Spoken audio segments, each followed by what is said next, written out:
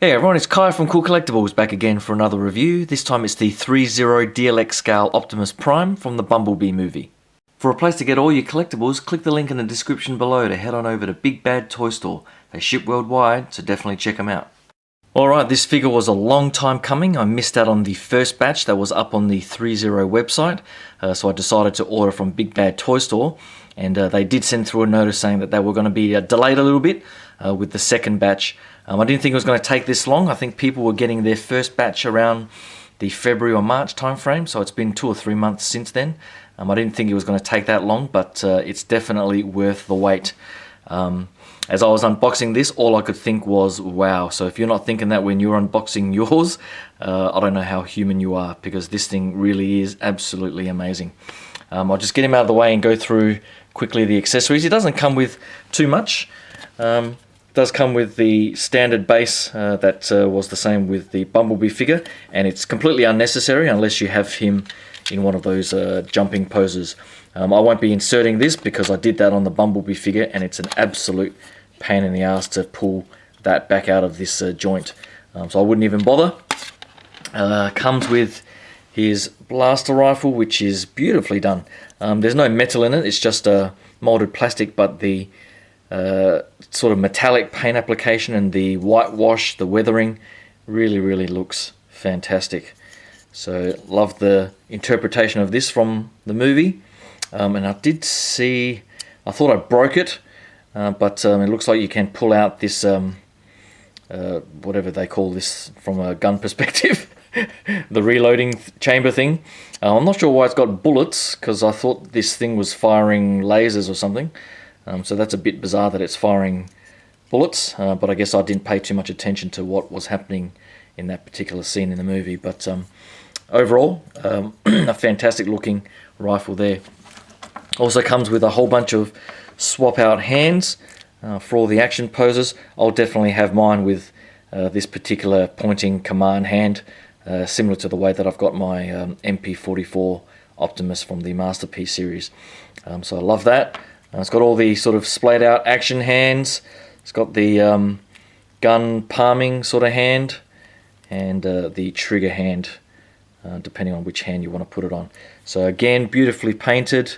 They're all sort of almost softish plastic, but they're not articulated or anything like that, which I guess is a little bit disappointing. Would have been nice if they had articulated fingers, but I guess the action poses for these do the job just as well, I think. But I'll get on to giving you guys my thoughts on this amazing figure. Hold on.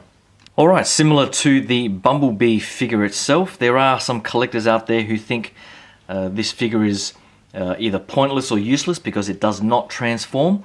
And I have to say, personally, I think that's absolute rubbish.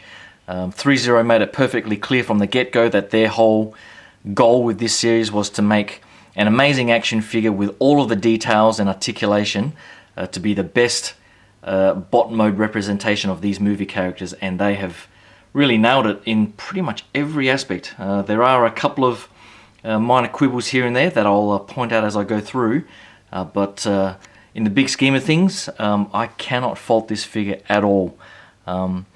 The sort of quibbles that I was talking about before, for some reason, I did compare it against that opening scene in the movie.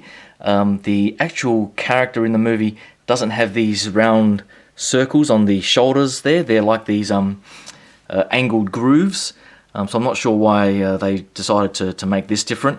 And the actual character in that opening scene also did not have these windscreen wipers. They're just flat red. And that's the only sort of inaccuracy that I've been able to immediately point out or identify. But everything else I think is really amazing in terms of detail. The biggest and the best thing for me with this figure is not just the sculpted detail. The paint application itself is amazing, as you can see, but it's just the way the figure moves and can be moved. Everything just feels like it's natural, organic, just the way a real life robot would move. And I'll show you some of the articulation points where everything just moves into place or reveals something to fill gaps. that you just would not get in a figure that is compromised by needing to do a real world transformation. So the fact that they've done it and been able to put in all of this sculpted detail, every sort of nook and cranny has some sort of paint application, some sculpted detail. Just the weathering as well, I think, is really, really nicely done.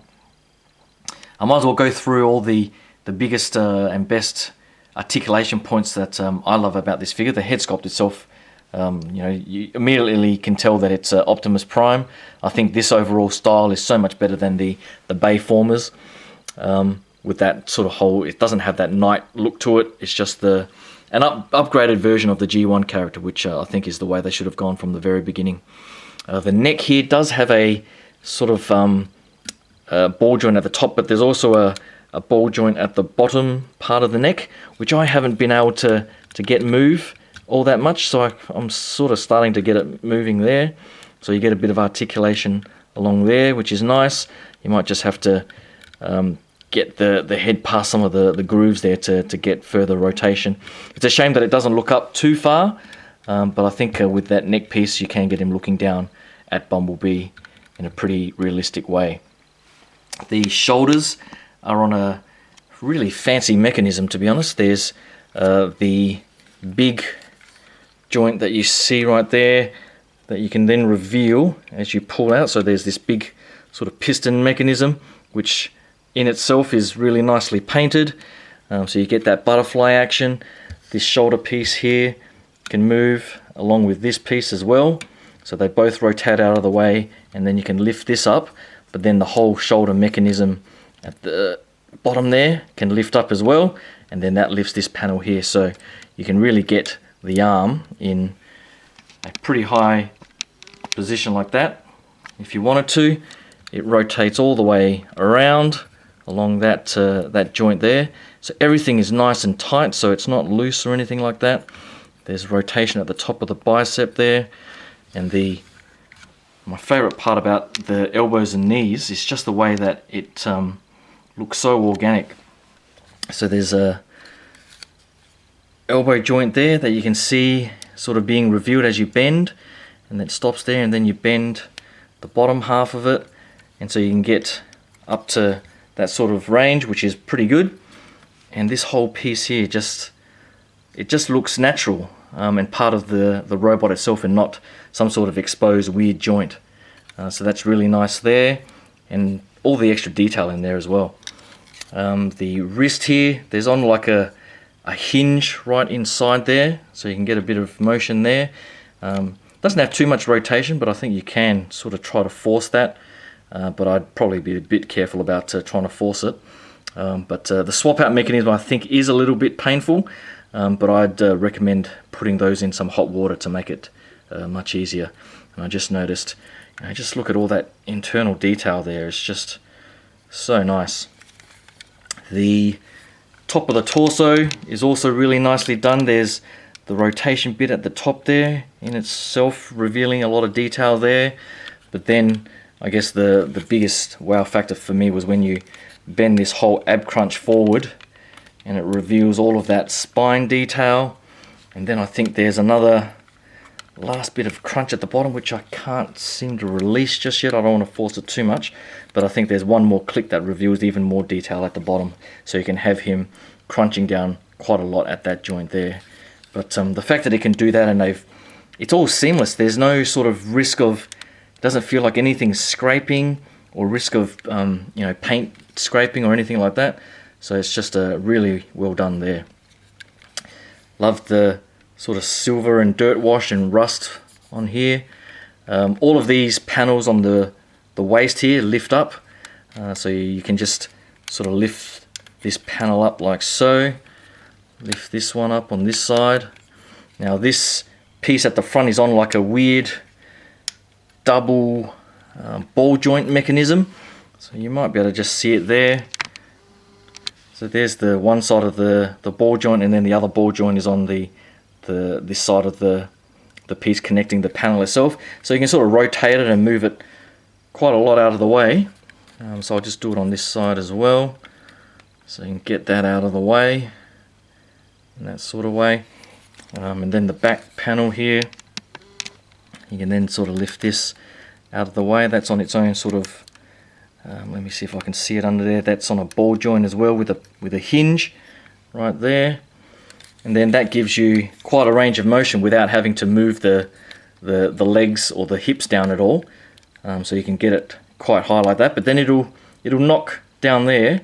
But then the hips themselves, there's like a ratcheting or a mechanism, which I'll just show you now. You can bend them all the way down, so it's on this big metal, and that's where the die cast comes in. There's a big metal hip or leg piece there, and because you can move it down like that, you can then get it coming up quite a long way like so. And then you can bend the knee down, which is again on a beautiful mechanism. So you sort of get the knee detailing there, but then you bend it and everything sort of folds out of the way. It still looks natural. You see all the pistons there. You get this mechanism at the top. It's like a 3-jointed mechanism. There's one there, this mechanism here, and then this bottom part there. So you can get him in to like a crouching pose or a jumping pose. That's really, really realistic. So they've done a fantastic job there. I think the only other quibble I had was actually in the ankle articulation, where you can make it fold up quite a fair way. I think you can lift this part to get it even further up like so, but what you can't do is get the foot pointed down, which is a bit disappointing, because for a natural jumping pose, that's where you want the foot pointing down. And I thought that by lifting this piece at the back here, that was to allow more motion, but once I get it to that point, I can't actually push it any further down, which is a little disappointing. So I'm not sure if that was just a feature they missed, but that's pretty much as far as I can get it pointing down, which is a little bit disappointing. But apart from that, that's the only part that I can really fault from a articulation perspective. And then I'll just sort of rotate that back. So it is on a pretty stiff hinge there. And there's the last click, I think. And then you get that lined up like so. So I think overall the articulation is just amazing on this. I think with these panels out the way, you can sort of get the waist rotation going as far as you can. Some of that articulation there, so you can get him into all sorts of really dynamic poses, or even the static heroic poses as well if you want. So there's really nothing that you can't do with this figure except the transformation, which I guess for me, I would always display these figures in their bot mode. So the fact that they were able to put all of this detail and make it as accurate as they possibly could to the movie, it just makes for an amazing display piece. I've got Bumblebee here from the previous release. It's just for a quick size comparison. So it's probably 2/3 of the height, I would say. But the funny thing is, I just found just holding the two, they're actually comparable in weight. So the die cast in this Bumblebee figure is comparable to what they've got in this Optimus figure, despite the larger size. I guess it's just a bit more plastic, but I guess the die cast underlying body is probably the same weight as the Bumblebee figure. But that's pretty much it. I think it's probably one of the best Transformers figures I've got in my collection. I won't bother pulling out the MP44 for a comparison, but I'll definitely take some photos over the weekend and post them on the Facebook page. But both of these definitely rank up right up there with my favorite Transformers figures in my collection. I'm definitely looking forward to Soundwave now. It's disappointing in parts that they haven't announced anymore. I really wish that they would announce Shockwave and Starscream from that opening scene as well, and maybe some more of the Autobots. But I guess we'll have to see what happens when Soundwave releases, I think later this year, and see if they are going to release any more characters. I didn't bother getting Blitzwing I didn't particularly like the character, and I guess it doesn't really remind me of the G1 versions of these. So I'm really looking forward to the new versions that really call out to the original versions like Soundwave and so on. But that's pretty much it. Hopefully you like my look at this Optimus Prime figure. I think based on this, I'm not sure how the premium scale figures are going to be. That thing is 19 inches, I think, for the Optimus. So that thing is going to be bloody amazing. I think that'll blow people's minds. This is only about 12 inches tall, so I guess the 19-inch one is more in line with your usual quarter scale figures. And if it's got the same sort of articulation and detailing, that thing really will be a showstopper. But unfortunately, I won't be getting those. I'll stick to these ones, which I think suit my sort of price range and the sort of level of detail that I'm used to seeing in my collection with all the other 1/6 scale figures and so on. So I think it fits in well with all of the usual things I want to collect in my collection and the price range. So I think it's a fantastic buy. I think if you get it from Japan or Hong Kong, it might be slightly cheaper, I'm not sure. But either way, I would say if you're remotely a fan of the movie, jump on this and get the figure straight away, because it's absolutely amazing.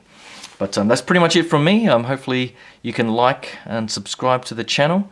And stay tuned for all the upcoming stuff I've got in the next month or so. So thanks again, and I'll talk to you guys soon. Cheers.